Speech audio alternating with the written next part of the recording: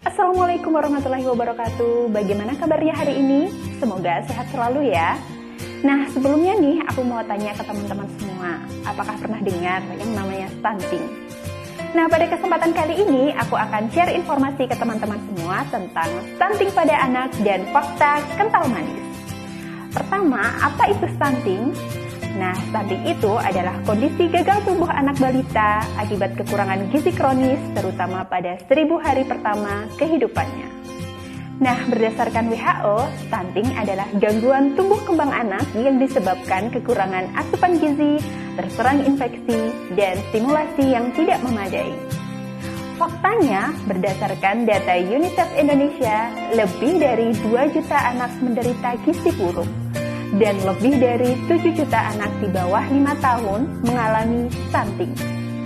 Apalagi ditambah masa pandemi seperti sekarang ini, terjadi peningkatan tajam anak-anak yang mengalami masalah gizi di Indonesia.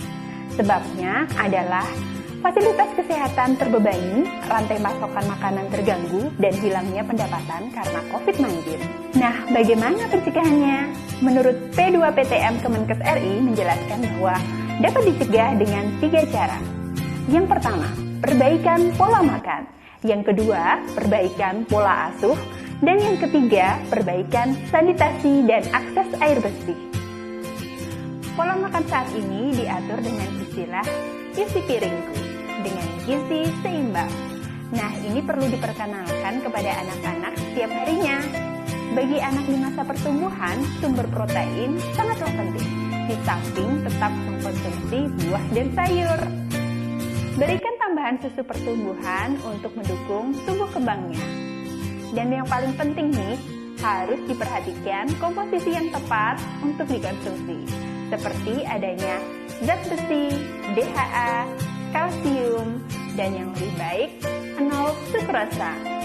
Kalau membahas tentang sukrosa ini, jangan sampai ya susu pertumbuhan digantikan dengan kental manis. Karena kental manis adalah susu sapi yang 60% kandungan airnya diuapkan atau dihilangkan dan ditambahkan gula sekitar 40 hingga 50%. Nah, gula ini yang membuat susu jadi kental. Kental manis ini hanya boleh digunakan sebagai topping makanan. Yang paling penting, hindari pemberian kental manis pada bayi dan balita. Karena beda usia, beda pula gizi yang dibutuhkan. Organ bayi dan balita belum berkembang secara sempurna. Kandungan gula yang tinggi bahkan melebihi protein yang terkandung di dalamnya dapat berdampak obesitas dan kerusakan gigi. Kedua adalah perbaikan pola asuh. Ini terkait dengan edukasi kesehatan reproduksi dan gizi yang tidak hanya diperuntukkan untuk ibu-ibu saja ya. Remaja putri juga perlu tahu dan paham, karena remaja putri adalah cikal bakal keluarga. Para calon ibu ini perlu paham pentingnya gizi dan stimulasi pada janin. Itu mengapa dokter spesialis kandungan dan bidan biasanya meresepkan berbagai macam vitamin seperti asam folat, zat besi, kalsium, dan vitamin lainnya untuk program hamil dan saat hamil. Nah, selain itu, edukasi pemberian ASI eksklusif kepada ibu muda pun juga harus gencar.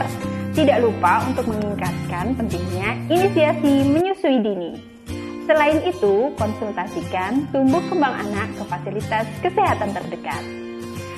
Ketiga adalah perbaikan sanitasi dan akses air bersih.